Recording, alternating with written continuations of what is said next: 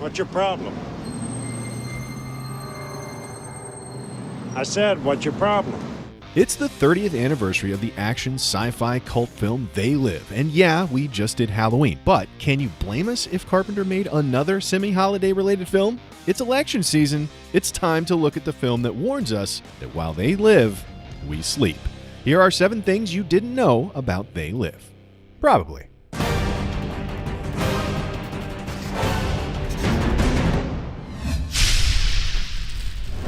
You couldn't even save your own!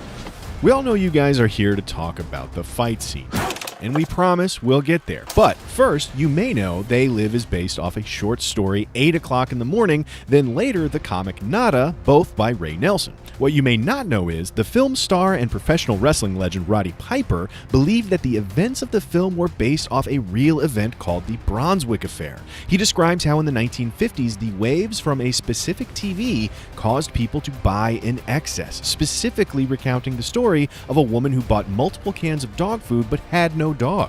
I don't own a dog. I don't even like dogs. In actuality, the Brunswick Affair was a mockumentary short that Piper must have seen and confused as a real event in the past. But hey, he wasn't too far off. You look like your head fell in the cheese dip back in 1957. The first few times Nada puts on the sunglasses are just as jarring for the audience as it is for him. It quickly expresses the effect of subliminal messaging by showing the black and white truth in, well, black and white. Both the color and black and white billboards and wider landscape shots were actually matte paintings by Jim Danforth, but Nada's view of the grocery store set was so elaborate and detailed, with all the practical subliminal messages printed on cans and boxes, it became the most expensive cost to the production. But it was most likely worth it. The look of the film was nothing short of iconic. Almost as iconic as this segue.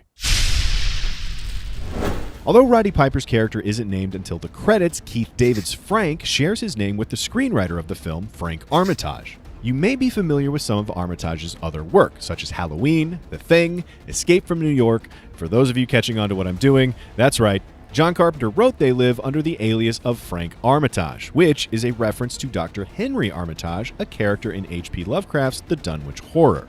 Both Armitages have to deal with a disguised threat rising to power, and David definitely holds his own against the evil aliens taking over our society.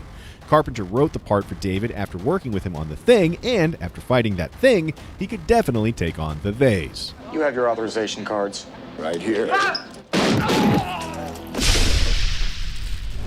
The film's subliminal messages influenced street artist Shepard Fairey in the creation of his Obey clothing brand. It's a little ironic, though, that Fairey took the film's anti-capitalist message and sorta used that to create a company for profit. But in addition to those awesome black and white billboards, you already know the aliens are a signature look as well. What you may not know is that in addition to coordinating the ridiculously awesome fight scene, again, more on that later, Jeff Imada played most of the featured ghouls you see on screen, men and women.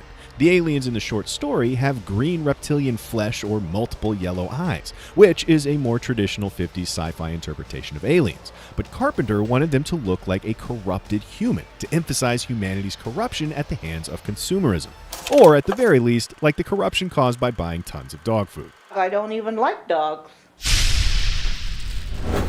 I have come here to chew bubblegum and kick ass. And I'm all out of bubblegum. Probably the most memorable line from the movie was never in the script. Carpenter just wanted Nada to say something badass when he walks into the bank, and Piper kept a book of one-liners on hand for his work in the wrestling ring and shared it with Carpenter. They came across this one-liner, and the rest is film history.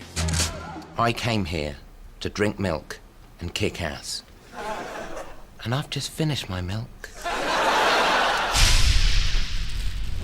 They Live is clearly a scathing commentary on Reaganism and consumerism in the 80s. I mean, hell, listen to the alien politician on the TV during the supermarket scene. The feeling is definitely there. It's a new morning in America. If that sounds familiar, it's because the phrase morning in America played a big part of Reagan's re-election campaign of 1984. It's morning again in America. So take any other interpretation of this film, especially that insane anti-Semitic one, and shove it. Carpenter has repeatedly stated that he made this film as a direct reaction to yuppies and capitalism, and that he thinks you're dumb and wrong.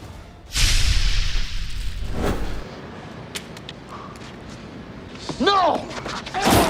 All right. Now it's time to get to the fight. The thing you already know about the fight is that it's awesome. Period. Full stop.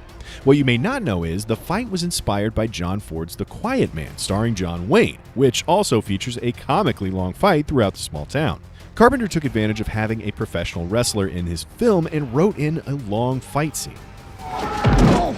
Piper and David worked with stunt coordinator Jeff Imada for weeks to get this fight scene right, with every suplex, punch, and groin kick. Also, and this is according to Piper, it once held the Guinness World Record for the longest fight in movie history. We can't officially verify that, but I wouldn't have argued with him while he was here, and I'm not going to question him now that he's gone. That's it for this episode, but let us know in the comments if you care about democracy. Thanks for watching, and subscribe to Cinefix for more true-ish things about movies and sometimes being all out of bubblegum right here on Things You Didn't Know.